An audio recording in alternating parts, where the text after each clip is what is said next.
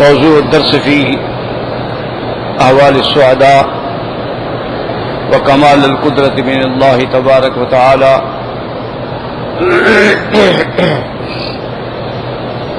سورة الملك تفسیر ابن کثیر.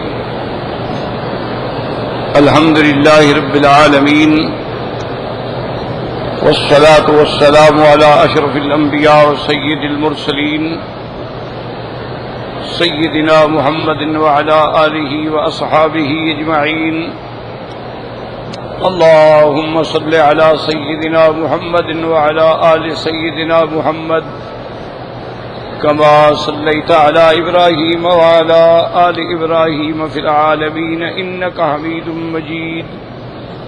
أعوذ بالله من الشيطان الرجيم. بسم الله الرحمن الرحيم.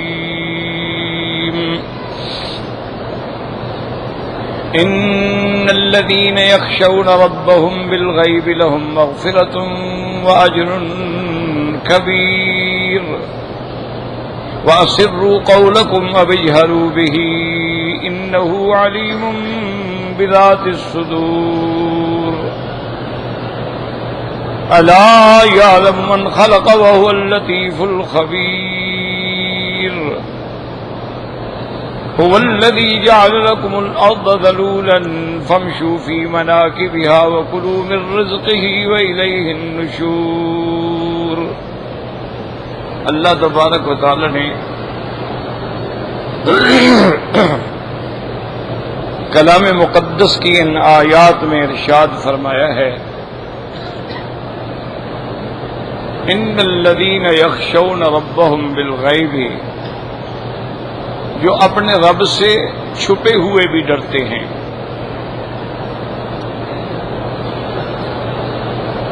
ان کے لیے اللہ تعالی کی طرف سے بخشش ہے اور بہت بڑا ثواب ہے. اور فرمایا وَأَسِرُّوا قَوْلَكُمْ أَوْ اجْهَرُوا بِهِ، چاہے تم اپنے بات کو آہستہ سے کرو یا زور سے کرو، وہ سب جانتے ہیں، بلکہ وہ جو تمہارے دلوں کے اندر چھپی ہوئی باتیں ہیں ان کو بھی جانتے ہیں. الا یعلم من خلق وهو اللطیف الخبیر. الا یعلم، کیا وہ نہیں جانے گا جو پیدا کرنے والا ہے اور وہ انتہائی باریک بین ہیں اور جان خبر رکھنے والے ہیں. وہی ذات ہے جس نے بنایا تمہارے لیے زمین کو بالکل چلنے کے لیے آسان اور تابع. فمشوا فی مناکبہا، اب تم اس کے اطراف میں ارجاء میں چلو. وکلوا من رزقہ، اور اس سے رزق حاصل کرو. اور پھر الیہ النشور، اللہ تعالی کی طرف ہی دوبارہ اٹھنا ہے اور پیش ہونا ہے. تو یہ آیات مبارک ہیں جن پر ہمارا درس تھا.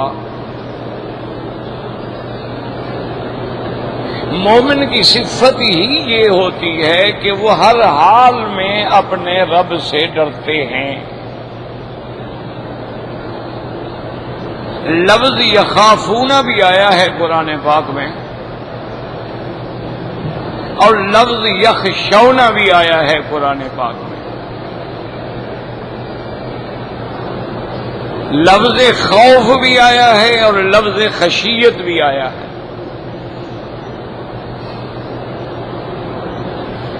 اللہ تعالیٰ نے ارشاد فرمایا ہے کہ الا ان اولیاء اللہ لا خوف علیہم ولا هم یحزنون. خبردار، جو اللہ کے دوست ہیں ان کو نہ ڈر ہے اور نہ غم ہے. اسی طرح لفظ ہے خشیہ، من خشیت ربہم وہم من خشیت ربہم مشفقون. اسی طرح قرآن میں آتا ہے انما یخشی اللہ من عبادہ العلماء. صحیح خشیت والے کون ہیں؟ جو عالم ہیں. تو ویسے تو خشیہ کا معنی بھی ڈرنا ہے کہ اپنے رب سے ڈرتے ہیں، لیکن خوف اور لفظ خشیت میں ایک خاص فرق ہے. لفظ خوف جو ہے وہ عام ہے، یعنی آدمی اللہ سے بھی ڈرتا ہے، آدمی اپنے دشمنوں سے بھی ڈرتا ہے، آدمی ایذا دینے والی چیزوں سے بھی ڈرتا ہے، کہ جیسے موسیٰ علیہ السلام کو جب اللہ نے حکم دیا کہ تمہارے ہاتھ میں جو کچھ ہے اس کو زمین پر ڈالو، تو جب آپ نے ڈالا تو وہ تو سانپ بن گیا، اور سیدنا موسیٰ علیہ السلام خوف سے بھاگے.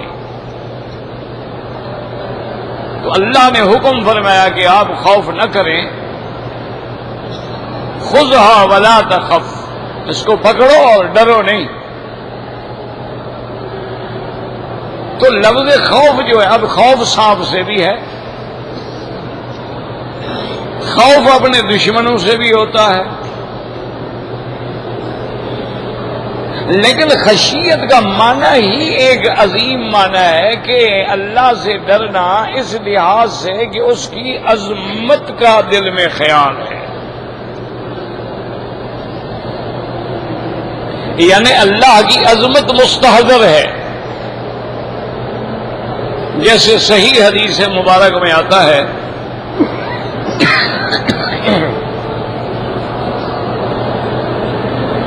سرکار دو عالم محبوب دو عالم سیدنا محمد مصطفیٰ صلی اللہ علیہ وسلم نے فرمایا کہ جب قیامت کا دن ہوگا اور میدان محشر ہوگا، یاد رکھیں وہ زمین بھی الگ ہوگی، یہ زمین نہیں ہوگی. یوم تبدل الارض غیر الارض، زمین بدل دی جائے گی. اللہ تبارک و تعالی جس زمین پہ انصاف فرمائیں گے وہ زمین نئی اللہ پیدا فرمائیں گے، نقیۃ بیضاء، صاف ہوگی اور سفید ہوگی، چمکنے والی. اور وہ ایسی زمین ہوگی کہ جس پہ کبھی کسی نے گناہ کیا ہی نہیں ہو، تو اللہ وہاں پیدا فرمائیں گے. اور میدان حشر کی شدت احوال کا یہ عالم ہوگا کہ تمام اللہ کی مخلوق جو ہے وہ پسینہ پسینہ ہوگی، نظریں جھکی ہوئی ہوں گی، اور بولنے کی سخت نہیں ہوگی، شدت آتش ہوگی، پسینے میں شرابور ہوں گے، کوئی یہاں تک ڈوبا ہوگا، کوئی یہاں تک ڈوبا ہوگا، کوئی گھٹنوں تک ڈوبا ہوگا. اور پھر وہ قیامت کے دن جو ہے وہ دنیا کے دن نہیں ہے، وہ تو دن ہی الگ ہیں. ان یوما عند ربک کالف سنۃ مما تعدون، وہاں کا ایک دن جو ہے گویا 1000 سال کے برابر ہوگا.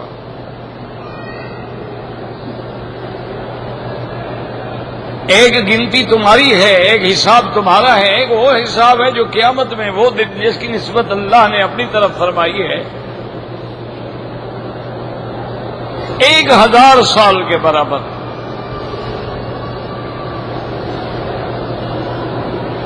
تو اب اس عالم میں ساری مخلوق جو ہے وہ پریشان ہوگی، وہ کہیں گے بھی چلو ایسا کرتے ہیں کہ سب کے سب سیدنا آدم علیہ السلام کے پاس جاتے ہیں اور حضرت آدم علیہ السلام سے عرض کرتے ہیں کہ وہ درگاہ بارگاہ میں عرض کریں کہ یا اللہ بس ہماری پیشی شروع ہو جائے، سماعت شروع ہو جائے.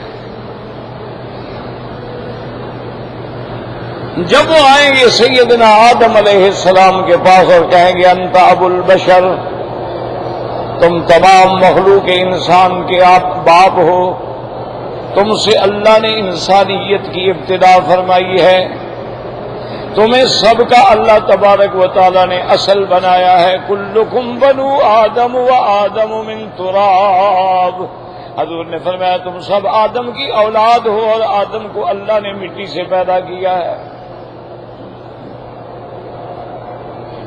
آپ سفارش کریں تو حضرت آدم علیہ السلام فوراً کہیں گے نفسی نفسی نفسی، یعنی خشیت علی نفسی، کہیں گے اے لوگوں مجھے تو اپنی جان کا خطرہ ہے کہ کہیں مجھ سے پھر اللہ سوال نہ فرما دیں گے تم اس درخت کے قریب کیوں گئے تھے۔ اب یاد رکھو، حالانکہ آدم علیہ السلام نبی ہیں، خلیفۃ اللہ فی الارض ہیں، ان کو پتا ہے مجھے اللہ نے معافی دے دی ہے، تو جب اللہ کسی کو معاف کر دیں تو دوبارہ تو نہیں پکڑیں گے نا۔ جب اللہ نے معاف فرما دیا، اور معافی کے لیے اللہ نے دعا بھی آدم علیہ السلام کو خود سکھلائی، فَتَلَقَّىٰ آدَمُ مِن رَبِّهِ بِكَلِمَاتٍ، اور وہ کلمات بھی قرآن میں موجود ہے، ربنا ظلمنا انفسنا وان لم تغفر لنا وترحمنا لنکونن من الخاسرین۔ جب اللہ نے توبہ منظور فرما لی، فتاب علیہ، اللہ نے توبہ قبول کر لی، معاف فرما دیا، اور اللہ کبھی اپنے فیصلے کا خلاف نہیں فرماتے۔ پھر آدم کے ڈرنے کا کیا معنی کہ نفسی نفسی نفسی؟ تو اس لیے علماء نے فرمایا کہ یہ وہ خشیت عظمت ہے کہ اللہ کی عظمت کا، اللہ کے جلال کی ہیبت ہے دل پہ کہ وہ جو چاہے کر دے، کوئی پوچھ نہیں سکتا۔ لا يسأل عما يفعل وهم يسألون، کوئی اللہ سے نہیں پوچھ سکتا، وہ اللہ پاک سب سے پوچھ سکتی ہیں، تو وہ خشیت ہے۔ اس لیے قرآن کہتا ہے کہ حضرت عیسیٰ علیہ السلام عرض کریں گے میرا مولا یہ تیری مخلوق ہے، ان تعذبهم فإنهم عبادك وإن تغفر لهم فإنك أنت العزيز الحکیم۔ یا اللہ اگر آپ اپنے بندوں کو عذاب دینا چاہے، تیرے بندے ہیں، کیا کر سکتے ہیں، تیری مخلوق ہے، کون آپ سے پوچھے گا؟ وَإِن تَغْفِرْ لَهُمْ، اور اگر آپ ان کو بخش دیں، آپ ان کو معاف کر دیں، تو آپ غالب بھی ہیں اور حکمت والے بھی ہیں۔ یاد رکھو یہاں دو صفتیں آئی ہیں، العزیز بھی اور الحکیم بھی، غالب بھی ہیں اور حکمت والے بھی ہیں۔ تو غالب کے ہاں ذکر کرنے کی کیا ضرورت تھی؟ تو علماء نے فرمایا اس کی وجہ یہ ہے کہ بڑے بڑے بادشاہ ہیں، کبھی وہ اپنے دشمنوں کو معاف کرتے ہیں لیکن خوف سے معاف کرتے ہیں کہ بھئی ان کو معاف کرنا بہتر ہے، کہیں یہ بعد میں ہمیں پریشان نہ کریں، یہ بڑی طاقتور قبیلے ہیں، ان کو معاف کر دو، احسان کرو تاکہ جان بچ جائے، کہیں دوبارہ یہ ہم پہ۔ تو حضرت عیسیٰ نے کہا کہ مولا آپ کو تو یہ ڈر نہیں ہے کہ یہ آپ کا کچھ بگاڑ سکیں گے، آپ تو غالب ہیں، آپ کو تو کوئی خوف نہیں ہے، اور پھر آپ حکمت والی ہیں، اگر اپنی حکمت سے کسی کو معاف کر دیں تو آپ حکیم ہیں، اور فعل الحکیم ہے، لا یخلو عن الحکمت۔ یہ وہ آیت مبارک ہے، قام رسول اللہ صلی اللہ علیہ وسلم بآیت، صحیح حدیث میں ہے کہ میرے محبوب نے، محبوب دو عالم، ساری رات 2 رکعت نماز میں پوری رات گزر گئی اور صرف یہی آیت پڑھتے رہے، یعنی قیام میں بھی یہی آیت تھی، ہر حال میں ساری رات کھڑے رہے کہ ان تعذبهم فإنهم عبادك وإن تغفر لهم فإنك أنت العزيز الحکیم۔ اب سارے پیغمبر جواب دے دیں گے، سب کہیں گے ہم ڈر رہے ہیں، ہم ڈر رہے ہیں، یہ خشیت ہے، یاد رکھو۔ لیکن الحمدللہ یہ مقام بھی کسے ملے گا کہ ساری مخلوق، تمام انبیاء کے جواب دینے کے بعد سب حاضر ہوں گے سرکار دو جہاں کے دروازے پر، رحمت دو عالم کے دروازے پر، حضور پاک کے دروازے پہ آگے کہیں گے فاشفع لنا عند ربک، محمد مدنی اپنے اللہ کو سفارش کریں ہماری۔ یاد رکھو یہ شفاعت کبریٰ ہے، یعنی سماعت شروع ہو جائے، یہ شفاعت یہ نہیں کہ اس کو چھوڑ دیں، معاف کر دیں، جنت دے دیں، جہنم سے بچا لینا، وہ الگ ہے. یہ صرف شفاعت ہے اور اس کا فائدہ ساری مخلوق کو ہوگا، مسلمانوں کو بھی، کافروں کو بھی ہوگا، جنوں کو بھی ہوگا، کہ بھئی سماعت تو شروع ہو نا، فیصلہ تو ہونا، جدھر جانا ہے جائیں. تو جب حضور کی خدمت میں آ کے سارے عرض کریں گے تو حضور فرمائیں گے انا لہا انا لہا انا لہا، اے لوگوں خوش ہو جاؤ، اس کام کے لیے اللہ نے مجھے چن لیا ہے اور کوئی نہیں کر سکتا. اللہ اکبر. اسی لیے حضور فرماتے انا اول شافع و اول مشفع، سب سے پہلے شفاعت کرنے والا بھی میں ہوں گا اور سب سے پہلے شفاعت بھی میری قبول کی جائے گی. حضور پاک فرماتی ہیں کہ پھر میں اپنے مقام سے عرش کے نیچے آؤں گا. علمنی محامد لم یعرفنی الان، اللہ مجھے اپنے حمد کے الفاظ سکھلائیں گے جو اب میں نہیں جانتا. یاد رکھو علم غیب اللہ کے پاس ہے. یہ محبت میں آگے لوگ عقیدے برباد کر دیتے ہیں.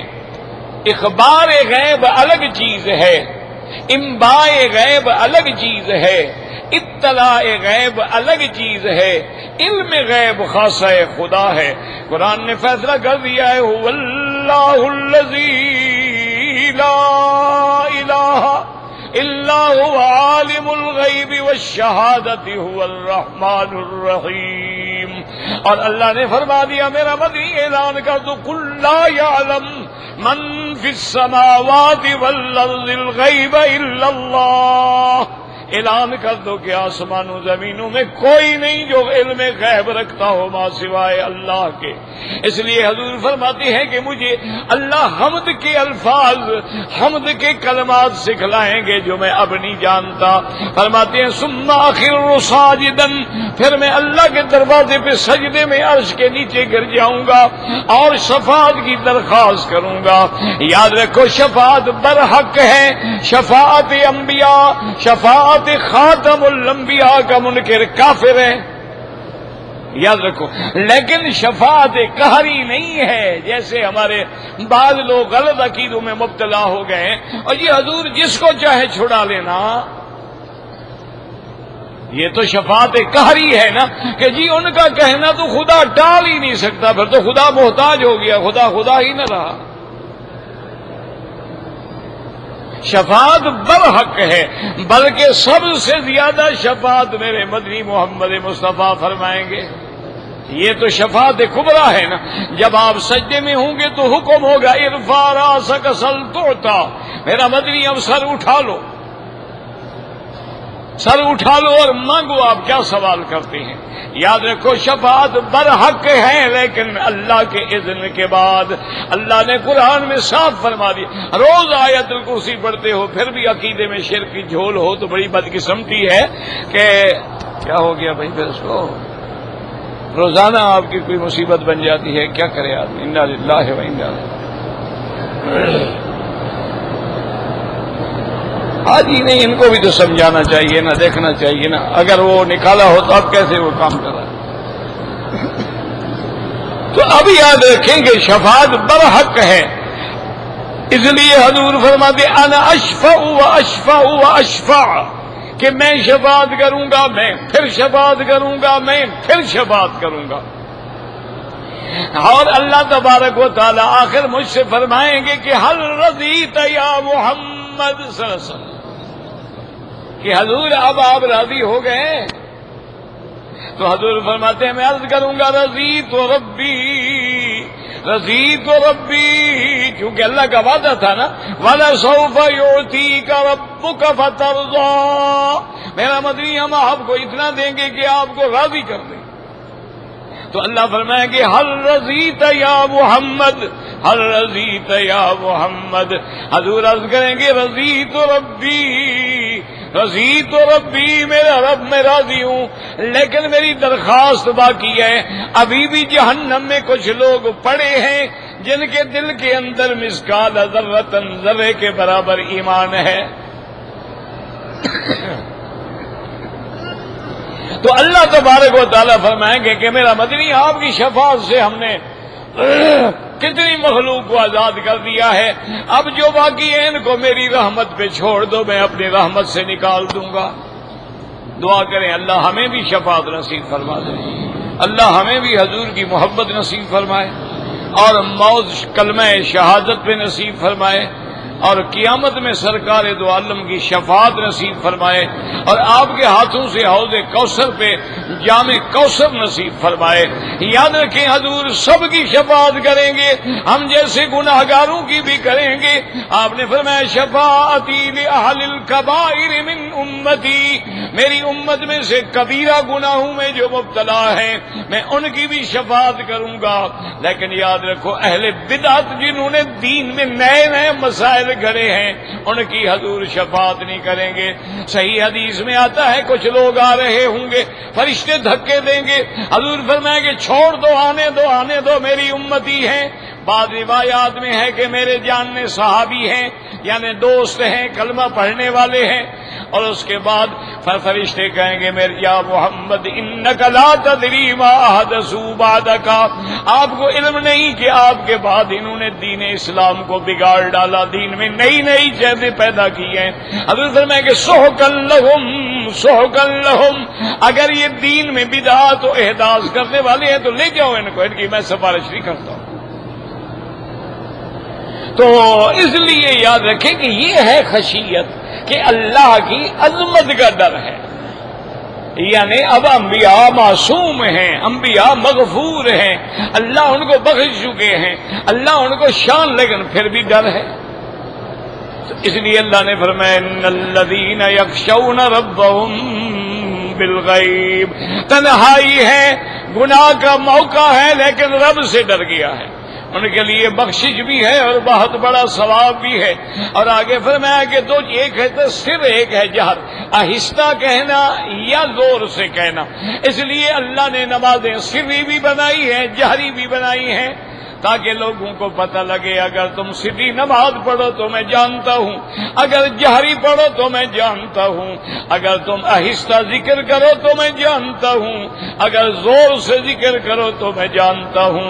اس لیے اللہ نے حکم دیا ہے کہ دعا جب مانگو تو آہستہ مانگو، دعا کے اندر چیخا نہ کرو، دعا مانگو ادعوا ربکم تضرعا وخفیۃ، عاجزی کے ساتھ، آہستگی کے ساتھ، تذلل کے ساتھ، اور اللہ کے نبی نے فرمایا دعا میں کوشش کرو کہ آنسو نکل آئیں، اور فرمایا ان لم تبکوا فتباکوا، اگر رونا نہ آئے تو رونے والی شکل بناؤ تاکہ اللہ کی رحمت جوش میں آئے۔ اور آگے اللہ نے اپنے علم کا کمال بیان، انہ علیم بذات الصدور، فرمایا صرف سر اور جہر نہیں بلکہ جو چیز ابھی تیرے دل کے اندر ہے میں وہ بھی جانتا ہوں، یعنی ابھی تیری زبان میں بھی نہیں آئی۔ اسی لیے حکم ہے نا کہ نیت دل میں ہوتی ہے، زبان سے نیت نہیں ہوتی۔ یہ جو ہم کہتے ہیں نا 4 رکعت نماز عشاء وقت فلاں پیچھے امام، یہ تو استہزار ہے، یہ نیت نہیں ہے، نہ یہ حدیث مبارک میں ہے اور نہ اس پہ کبھی صحابہ نے عمل کیا ہے، بلکہ بعض علماء نے لکھا کہ یہ تو بدعت ہے۔ نیت یہ ہے ہم عشاء کے لیے بیٹھے ہیں، نیت ہے، ہم طواف کے لیے جا رہے ہیں، بس بسم اللہ اللہ اکبر، نیت ہے تو جا رہے ہیں، ہم صفا دوڑنے کے لیے جا رہے ہیں، نیت ہے تو جا رہے ہیں۔ تو یہی نیت ہے جو اصل ہمارے دل میں ہے۔ زبان سے تو صرف یہ ہوتا ہے کہ استحضار ہو جائے، بندے غفلت میں یہ نہ ہو کہ مغرب کو عشاء کہہ رہے ہوں اور عشاء کو مغرب کہہ رہے ہوں، ورنہ نیت کا مقام جو ہے وہ دل ہے، اور اللہ تبارک و تعالی جانتے ہیں، اور یہ بھی جانتے ہیں کہ یہ خالص میرے لیے ہے یا ریا ہے، یہ بھی وہ جانتے ہیں۔ اور اس کے بعد فرماتے ہیں هو الذی الا یعلم من خلق، اللہ نے فرمایا خبردار جس نے پیدا کیا ہے کیا وہ نہیں جانتا؟ تو جو خالق ہوتا ہے وہ اپنی تخلیق کو جانتا ہے، اپنی مخلوق کو جانتا ہے، تو اللہ جب سب کے خالق ہیں تو سب کی باتوں کو بھی جانتے ہیں، سب کے رازوں کو بھی جانتے ہیں۔ وَهُوَ اللَّطِيفُ الخبیر، لطیف من انتہائی باریکیوں کے جاننے والا، لیکن لفظ لطیف آیا، یاد رکھو لطیف کا مادہ جو ہے لطف سے ہے، یہ بھی اللہ کا کرم ہے۔ اللہ نے یہاں اشارہ کر دیا، میرے بندے تیری ہر چھپکی چھپکی چیزیں بھی میں جانتا ہوں، پر میرا لطف و کرم ہے کہ میں نہیں پکڑتا، مطلب میں تو جانتا ہوں، لیکن میرا کتنا بڑا لطف و کرم ہے کہ میں تمہیں ڈھیل دیتا ہوں، معاف کر دیتا ہوں، پردہ ڈال دیتا ہوں، تمہیں پھر توبہ کا موقع دیتا ہوں۔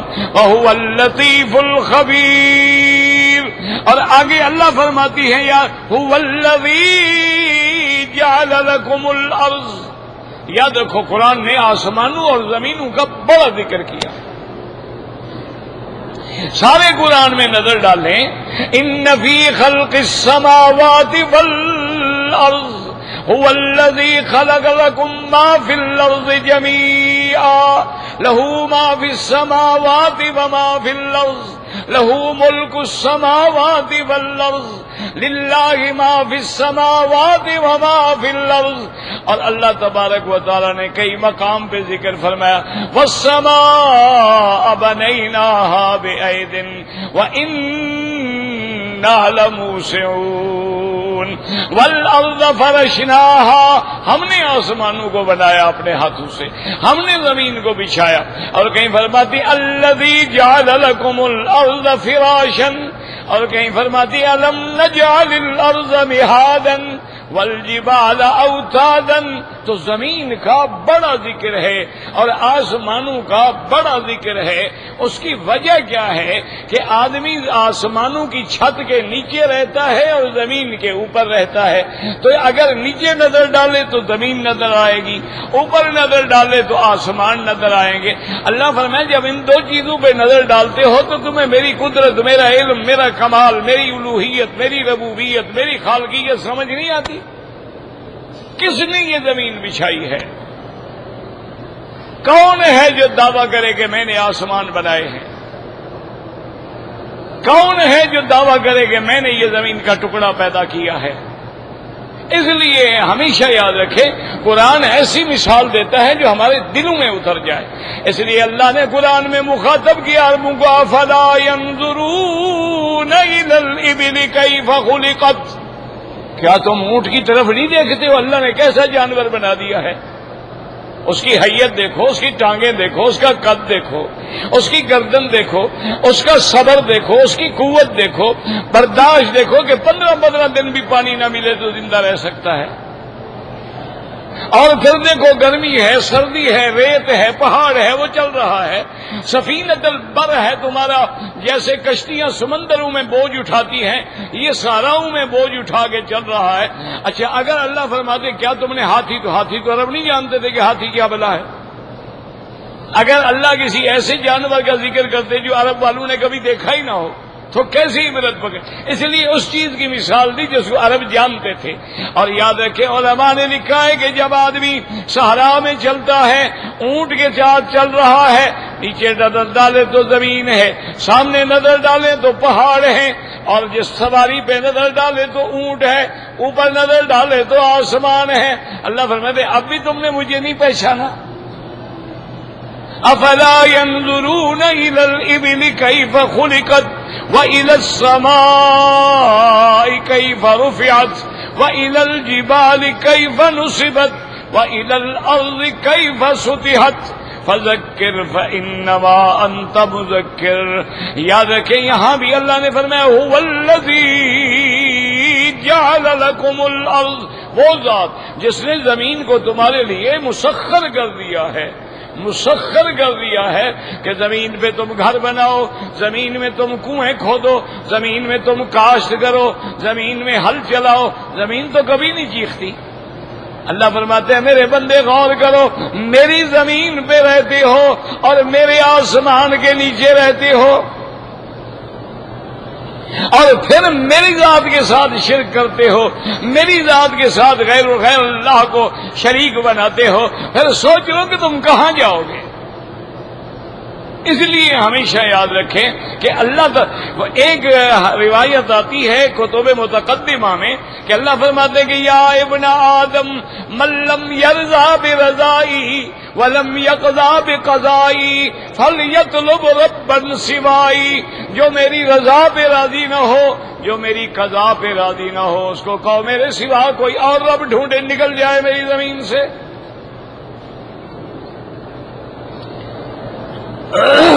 سیدنا ابو بکر رضی اللہ تعالی عنہ سے قرآن پاک کی ایک آیت کا ترجمہ پوچھا گیا۔ آج ہمارے ہاں تو ہر آدمی مولوی ہے، ہر آدمی مفسر ہے، اور ہر آدمی ماشاءاللہ قرآن میں اور شریعت کے احکام میں جو مرضی آئے کہہ دے۔ تو سیدنا ابی بکر رضی اللہ تعالی عنہ سے پوچھا گیا کہ فاکہۃ و ابا، یہ ابا کا جو لفظ ہے اس کا کیا ترجمہ ہے؟ تو پتہ ہے حضرت صدیق نے کیا فرمایا رضی اللہ عنہ، فرمایا ای ارض تکلنی و ای سماء تذلنی، فرمایا کہ اے پوچھنے والے پھر کون سی زمین ہے جو میرا بوجھ اٹھائے گی، کون سا آسمان ہے جو میری چھت بنے گا؟ میں قرآن میں ایک ایسا ترجمہ ایسا لفظ کہہ دوں جو میں نہیں جانتا، اس کا معنی میں نہیں جانتا۔ یہ مقام تھا صحابہ کا کہ ایک ایک لفظ پہ نظر تھی اور گھبراتے تھے کہ کہیں ہم ایسا ترجمہ نہ کر بیٹھیں جو اللہ رسول کے فرمان کے خلاف ہو۔ تو اس لیے اللہ پاک فرمائے کہ نا ذلیل مانا عاجز، ذلیل مانا تابع، ذلیل مانا جو بالکل ہمارے احکام۔ تو اللہ نے فرمایا دیکھو اتنی بڑی زمین میں نے تیرے تابع کر دی ہے، تیرے لیے مسخر کر دی ہے۔ اور پھر فرمایا اس میں جب چلو تو غور بھی کیا کرو، منہا خلقناکم، اسی سے میں نے تمہیں پیدا کیا ہے، وفیہا نعیدکم، اور اسی مٹی میں میں نے تمہیں واپس لانا ہے۔ منہا خلقناکم وفیہا نعیدکم ومنہا نخرجکم تارۃ اخری، اور پھر تمہیں اسی زمین سے میں اٹھاؤں گا۔ تو یہ ساری زمین ہے، اصل جو ہے تو زمین ہے۔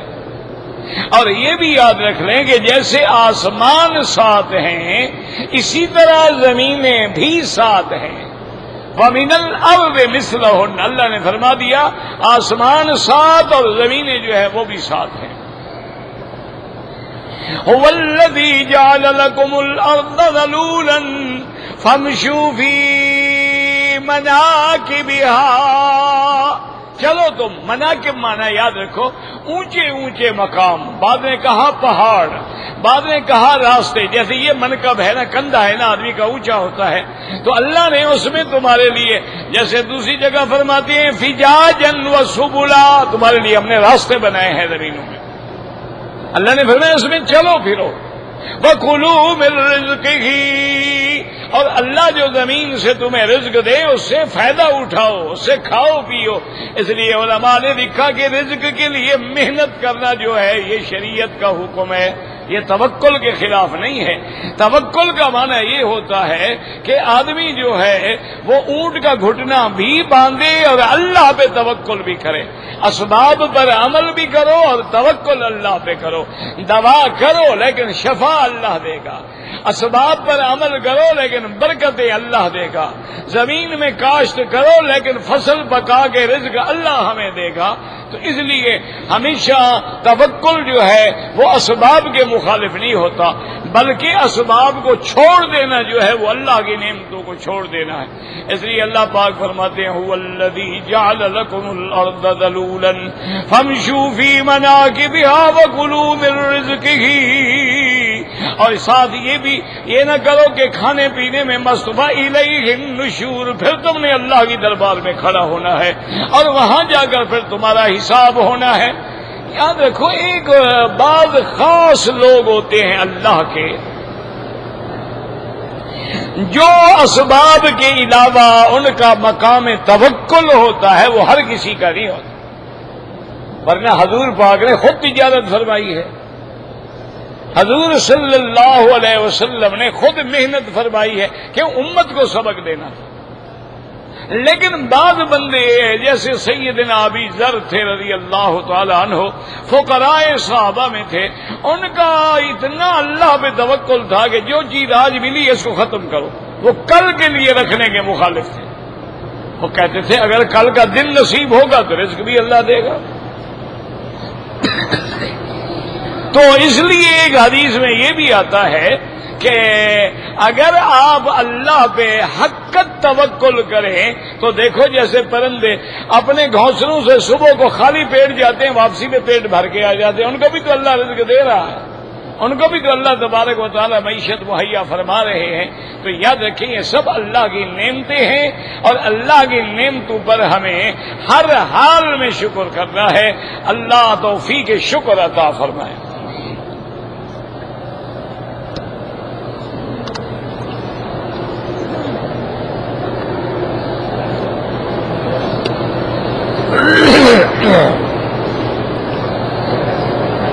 کہتے جی کہ کچھ لوگوں کو جدے سے ان کی کمپنی نے تبدیل کر کے گاڑی میں بٹھا کے مکہ مکرمہ میں کمپنی کے کیمپ میں بھیج دیا۔ انہوں نے اپنی رہائش سے احرام باندھ کے طواف صفا کیا۔ بہرحال بات سمجھیں کہ اب مجھے تو نہیں پتا نا کہ کمپنی نے ان کو مکے میں بھیج دیا، ان کا مکہ مکرمہ میں جو گھر ہے وہ حد حرم سے باہر ہے یا اندر ہے؟ اگر ان کا حدود حرم کے اندر ہے تو احرام نہیں باندھ سکتے، پھر تو کوئی عمرہ نہیں، انہوں نے بلا وجہ محنت کی۔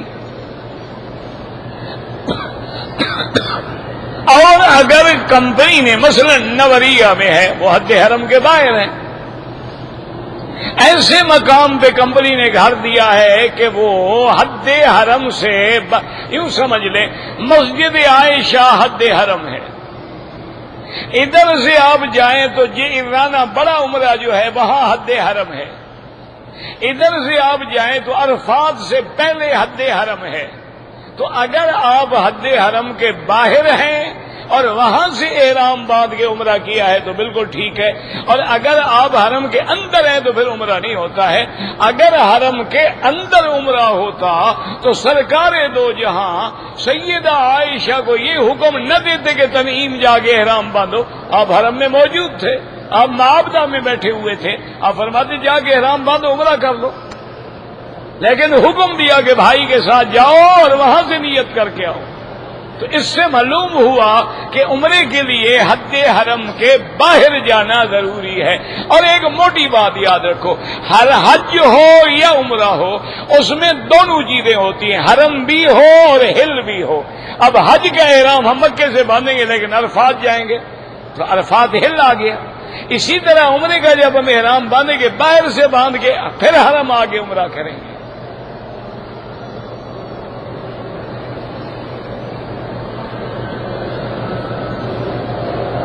کہتے جی کہ مسجد عائشہ سے عمرہ جائز ہے، جائز نہ ہوتا تو حضور حکم فرماتے۔ پھر عبداللہ ابن زبیر نے کیا، عبداللہ ابن عمر نے کیا، کیا ان کے عمرے پر بھی آپ کو اعتماد نہیں ہے؟ پتہ نہیں کیا ہو گیا ہے ہمارے لوگوں کو، ان کو نہ تو ان مسائل پہ نظر ہے جو شریعت کے خلاف ہیں، نہ منکرات پہ توجہ ہے، نہ بدعات و احوا پہ توجہ ہے۔ انہی جھگڑوں میں ہے کہ جی مسجد عائشہ سے عمرہ ہوگا کہ نہیں ہوگا، آمین زور سے کہیں گے یا آہستہ کہیں گے۔ 1400 سال ہو گئے، آپ کیا جواب دیں گے لوگوں کو کہ ابھی تک آپ کے نماز کے مسئلے بھی حل نہیں ہوئے؟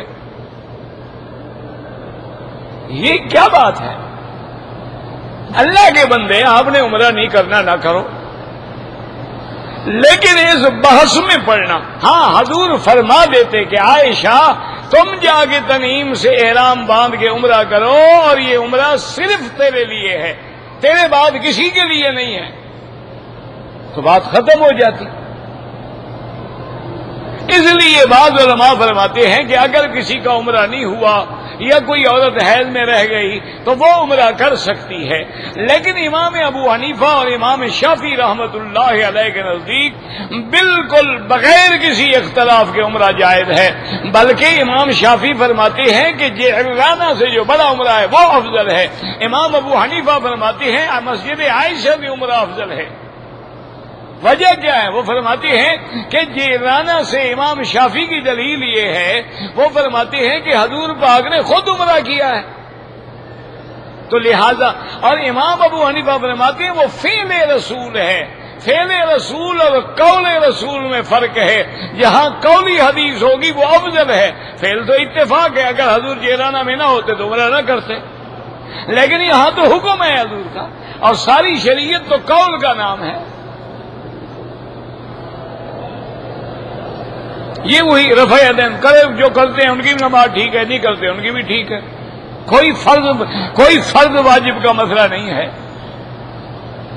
حضرت عبداللہ ابن مسعود رضی اللہ تعالی عنہ، پتہ ہے یہ وہ صحابی ہے کہ حضور نے جس کے بارے میں فرمایا ما قال ام عبد، جو بات عبداللہ ابن مسعود کہہ دے اس پہ میں بھی راضی، میرا خدا بھی راضی ہے. یہ عبداللہ ابن مسعود ہیں. انہوں نے صحابہ کو بٹھایا اور فرمایا میں تمہیں نماز پڑھ کے دکھاؤں. انہوں نے نماز پڑھی تو صرف تکبیر تحریمہ میں ہاتھ اٹھائے، پھر رفع یدین نہیں کیا. باقی تم نہ لڑو، جو کرتے ہیں ان کی بھی نماز ٹھیک ہے، جو نہیں کرتے ہیں ان کی نماز ٹھیک ہے. تم دونوں مولوی محنت کرو اس پر جو باہر کھڑے ہوا ہے نماز پڑھتا ہی نہیں ہے. یہ جو پڑھ رہے ہیں ان کو اللہ کے لیے معاف کر دو.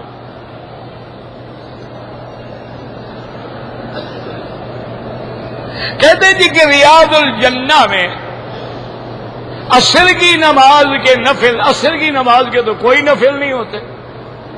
عصر کے بعد تو نماز پڑھنا منع ہے. حضور پاک نے فرما دیا لا صلاۃ بعد الفجر حتی تطلع الشمس، کہ فجر کے بعد کوئی نماز نہیں جب تک سورج نہ نکلے. ولا صلاۃ بعد العصر حتی تغرب الشمس، اور عصر کے بعد کوئی نماز نہیں جب تک سورج ڈوب نہ جائے. عصر کی تو کوئی نفل نہیں. ہاں عصر کی نماز سے پہلے اگر ریاض الجنہ میں پہنچ جاؤ، پہلے 4 سنتیں پڑھ لو تو وہ جائز ہے.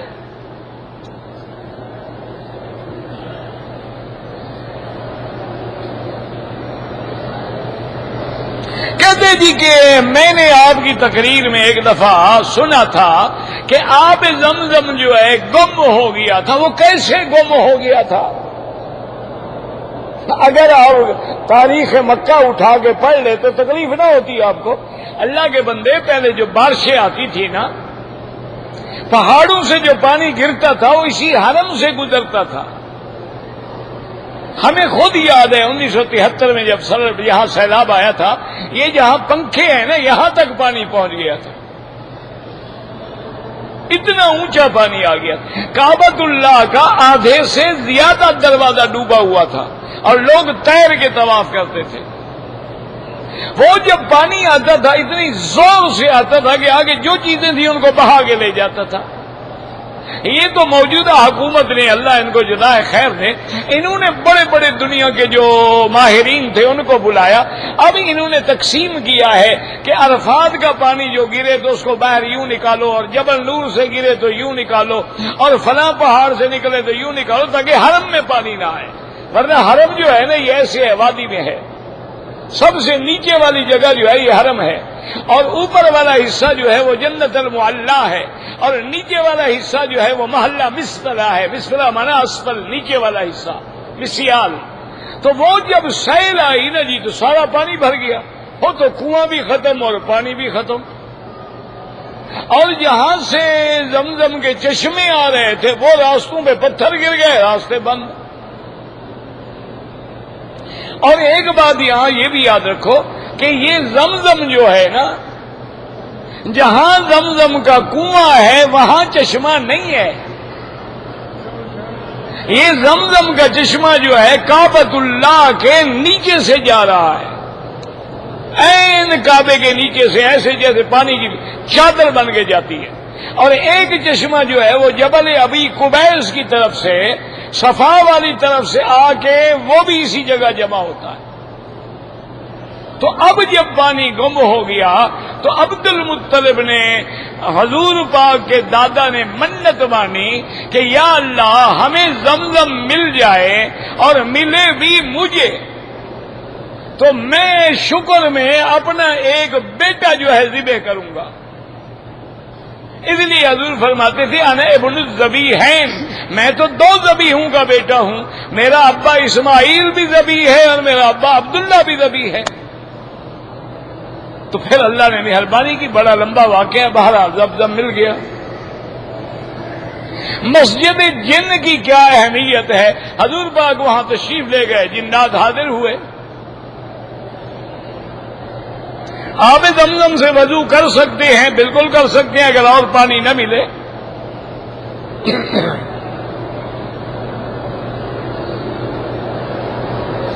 میری خواہش ہے دین کا علم سیکھنے کے لیے اللہ نصیب فرمائے۔ طواف نفلی جس کے لیے آپ چاہیں کر سکتے ہیں، اپنے لیے کر کے دعا کر لی یا اللہ اس کا ثواب عطا فرما۔ نمازی کے آگے نہ گزرا کریں۔ کہتے تھے کہ زمینیں جو ہیں باقی 6 اس میں کون سی مخلوق ہے، اللہ اعلم، اللہ نے کسی جگہ ذکر نہیں کیا۔ جو چیز اللہ قرآن میں ذکر نہ فرمائے یا سرکار دو جہاں کے فرمان میں نہ آئے، بلا وجہ عقل لڑانے کی ضرورت نہیں ہے۔ بعض علماء نے فرمایا آسمانوں میں فاصلہ ہے لیکن زمین تا در تا ملی ہوئی ہے، فاصلہ ہے ہی نہیں۔ یہاں کے جو لوگ ہیں وہ امام کو مانتے ہیں، وہ چاروں اماموں کو مانتے ہیں اور ان کے فتح اور فیصلے جو ہیں وہ فقہ حنبلی کے مطابق ہوتے ہیں۔ نماز جنازہ میں شافعی اور حنبلی حضرات جو ہیں وہ فاتحہ پڑھتے ہیں اور حنفی حضرات کے لیے ثنا ہے، دعا ہے، درود پاک ہے اور دعا ہے۔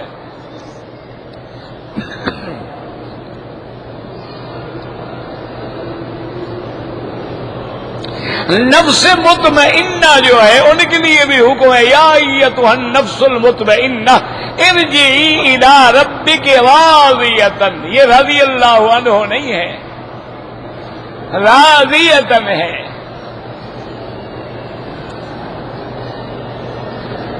اب بھی اللہ جس کو چاہے نفس مطمئنہ دے سکتے ہیں۔ نفس امارہ ہے، نفس لوامہ ہے اور نفس مطمئنہ ہے۔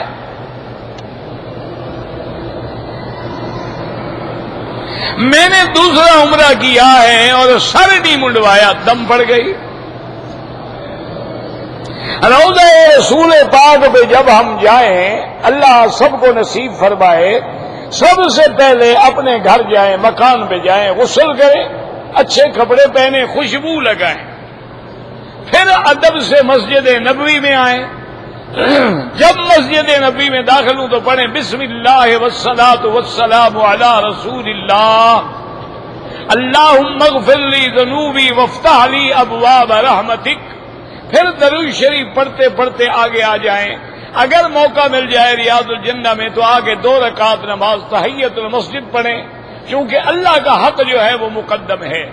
اس کے بعد درود شریف پڑھتے ہوئے علماء نے لکھا ہے کہ ایسے ادب سے چلو کہ تمہارے پاؤں کی بھی آواز پیدا نہ ہو، یعنی یہ نہیں کہ دھپ دھپ کر کے چلو، ادب سے چلو، خاشعا متواضعا۔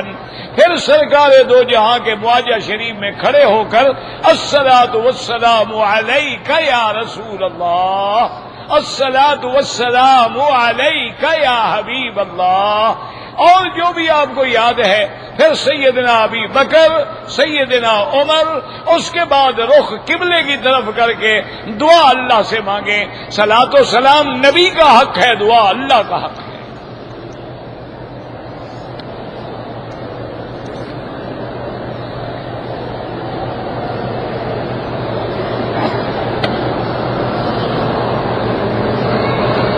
ہم نے جہاز میں نماز پڑھی لیکن سیٹ پہ بیٹھ کے پڑھ لی، افضل یہ ہے کہ دوہرا لو۔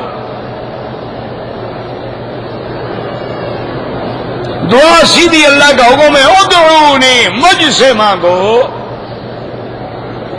بغیر ٹوپی کے نماز، اگر ٹوپی اللہ نے نہیں دی، کپڑا نہیں ہے تو بالکل جائز ہے، قمیض کے بغیر بھی جائز ہے۔ لیکن اگر سب کچھ ہے تو پھر نماز جائز نہیں کہ حضور پاک نے ساری زندگی کبھی سر ننگا نماز نہیں پڑھی اور نہ کسی صحابی نے سر ننگا نماز پڑھی ہے، صرف احرام کی حالت میں سر ننگا کر کے نماز پڑھی گئی۔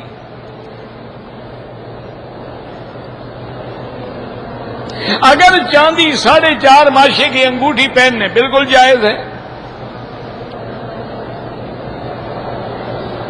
جو تصویریں بناتے ہیں حرم میں بالکل ناجائز ہے، جھینگا کھانا جائز ہے، بالکل جائز ہے، چونکہ علماء بنگلہ دیش کہتے ہیں یہ مچھلی کی قسم ہے، یہ کیڑے کی قسم نہیں ہے۔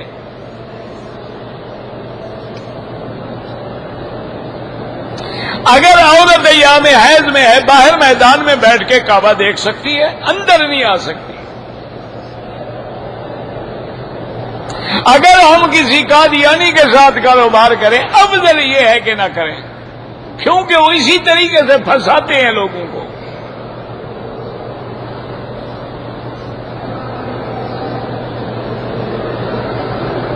اگر فجر کو میری نیند آ گئی، نماز قضا ہو گئی، تو جب 40 منٹ کے بعد جا کے پڑھ لی، ٹھیک ہے، اللہ قبول فرمائے۔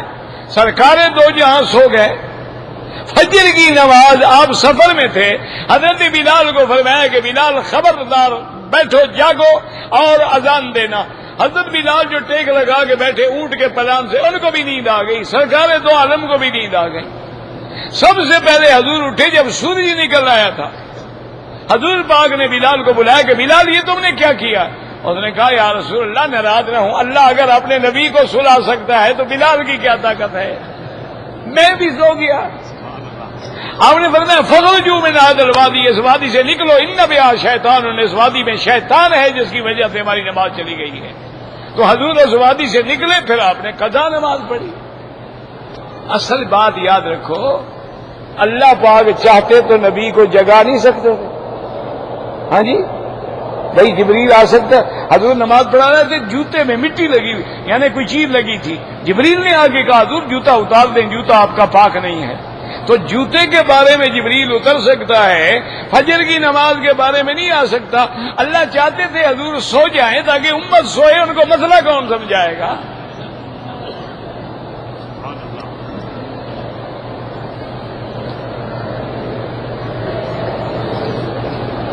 کہتے تھے کہ بچہ اگر ہوتا ہے تو اس کے لیے آخری صورتیں پڑھ کے دم کیا کرو۔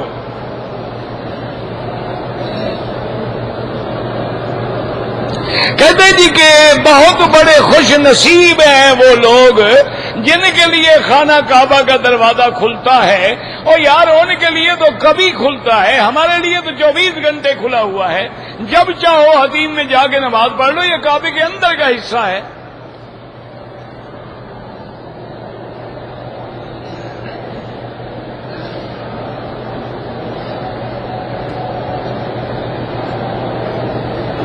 بہرحال کعبہ شریف کے اندر کسی پتھر کی طرف رخ نہیں کیا جاتا، اندر داخل ہونے کے بعد جس طرف بھی چاہیں آپ نماز پڑھ سکتے ہیں۔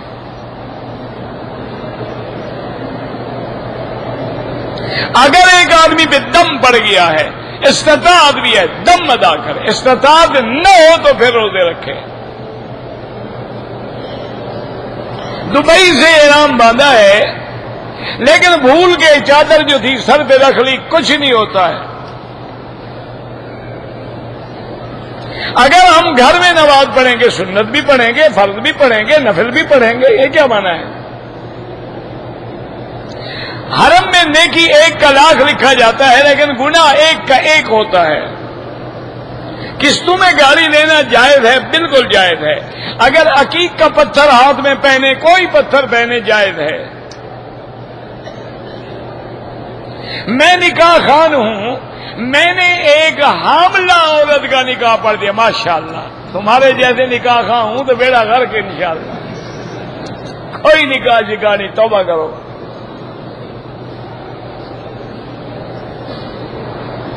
قبر پہ تختی لگانا بالکل ناجائز ہے۔ سوتیلی ماں سے کوئی پردہ نہیں۔ جو لوگ بن لادن میں لیبر ہیں وہ دم کھا سکتے ہیں، غریب ہیں۔ میں نے احرام کی حالت میں اپنے دادے کو ویل چیئر پہ صفا مروا دوڑائی، آپ کی بھی ہو گئی۔ شادی کے کتنے دن بعد ولیمہ کریں، جب اللہ پیسے دے دے، کوئی منع نہیں، کوئی پابندی نہیں۔ زمزم سے کفن دھونے سے کچھ بھی نہیں ہوتا۔ اگر لوگ کفن سے بخشے جاتے نا تو مکے والے سارے زمزم سے دھو کے قبر میں چلے جاتے۔ بخشش ایمان کے ساتھ ہوگی۔